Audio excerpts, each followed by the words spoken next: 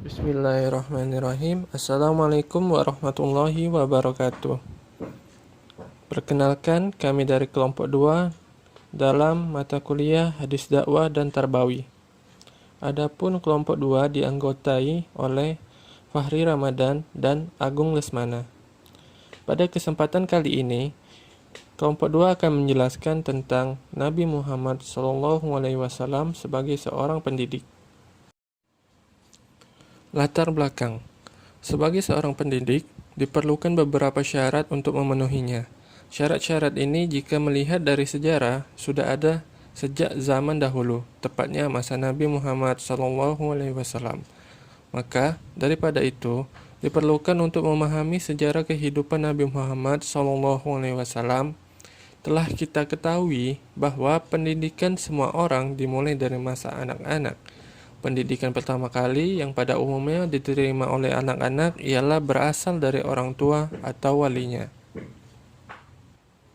Adapun permasalahan yang terdapat pada tema kali ini ialah yang pertama, bagaimana sejarah kehidupan Nabi Muhammad SAW. Yang kedua, bagaimana kondisi Arab sebelum masuk Islam.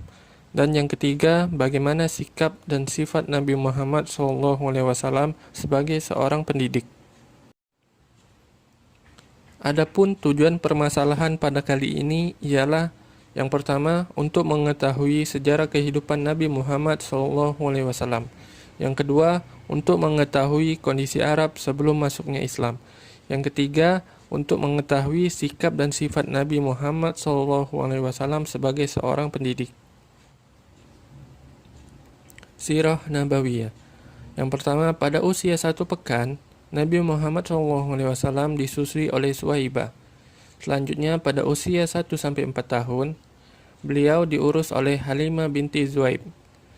Dan pada usia 4 tahun, beliau pun kembali kepada pangkuan ibundanya.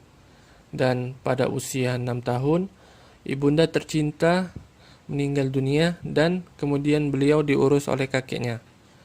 Pada usia 8 tahun, kakek beliau pun meninggal dan beliau pun diurus oleh pamannya. Pada usia 12 tahun, beliau mengikuti pamannya berdagang dari Syam ke Busroh dan bertemu pendeta Bahirah. Dan pada usia 25 tahun, beliau pun menikah dengan Khadijah. Dan pada usia 40 tahun, beliau pun diangkat menjadi nabi dan rasul. Adapun kondisi masyarakat Arab sebelum Islam. Yang pertama, kondisi sosial. Yang kedua, kondisi agama. Yang ketiga, kondisi politik. Yang keempat, kondisi perkawinan atau pernikahan. Dan yang kelima, kondisi ekonomi. Yang pertama, kondisi sosial. Adapun bangsa Arab pada saat itu hidup secara berpindah-pindah atau nomaden. Dan juga terjadi perbedaan tingkatan sosial satu sama lain, atau jika di Indonesia bisa dikatakan seperti perbedaan kasta. Dan yang ketiga, wanita pada saat itu dianggap aib keluarga dan tidak memiliki hak untuk membela dirinya. Yang kedua, kondisi agama. Pada saat Islam belum masuk ke dalam Arab, terdapat begitu banyak kepercayaan yang ada pada saat itu, seperti kepercayaan Yahudi, Nasrani, Majusi, paganisme, dan Hanif atau Al-Hunafa. Selanjutnya, kondisi politik. Pada saat itu, kekuasaan dipimpin oleh seorang pemimpin kabilah dengan sistem diktator. Dan juga pada saat itu, pemimpin dan rakyat diibaratkan seperti tuan dan budak. Dan juga pada saat itu, rakyat hidup dalam keterpurukan, teraniaya, dan terzolimi diakibatkan oleh sistem diktator tersebut. Yang keempat, kondisi pernikahan atau perkawinan. Yang pertama, laki-laki sebagai penanggung jawab penuh atas istri-istrinya. Yang kedua, banyaknya terjadi poligami. Yang ketiga, wanita tidak memiliki hak untuk menolak dinikahi, dikarenakan pada saat itu wanita tidak memiliki derajat yang sama dengan pria pada saat itu. Kondisi ekonomi. 1. kegiatan perdagangan antar kota sudah terjalin.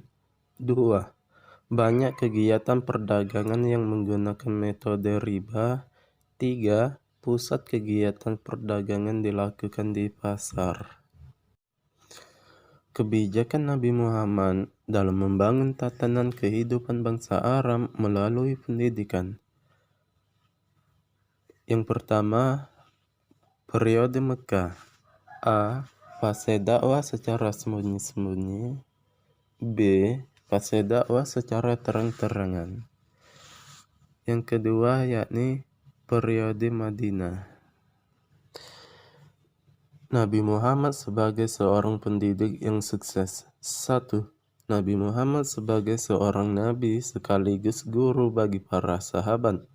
2. Seorang pendidik yang memiliki akhlak mulia, siddiq, amanah, tabligh, fatonah. 3. Mengajarkan agama Islam melalui metode yang bersifat kognitif, psikomotorik, dan afektif. Nabi Muhammad SAW adalah seorang guru teladan. 1. Nabi Muhammad menjadi panutan bagi para sahabat, memberikan contoh yang baik kepada para sahabat supaya dapat menirunya. 2. Mahir dalam berbagai bidang dan memiliki figur yang baik. Penutup. Kesimpulan. Seorang pendidik haruslah memiliki daya kemampuan yang lebih baik dari muridnya. Sebagai contoh, sosok Nabi Muhammad SAW yang tak hanya menjadi sosok seorang pemimpin bagi pengikutnya, tetapi juga sebagai seorang pendidik yang sukses. Hal ini dapat dilihat dari bagaimana beliau mendidik para pengikutnya. Sebagai contoh yang baik, sangat dianjurkan agar dapat meniru perilaku, sifat, dan akhlak dari Nabi Muhammad SAW.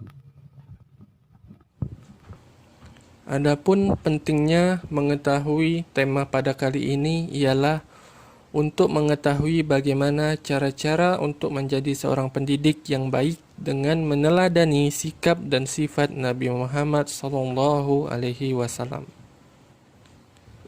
Baiklah, mungkin sekian yang dapat kami sampaikan. Apabila ada salah-salah kata, kami mohon maaf. Kepada Allah kami mohon ampun. Wabillahi taufiq wal hidayah. Wassalamualaikum warahmatullahi wabarakatuh.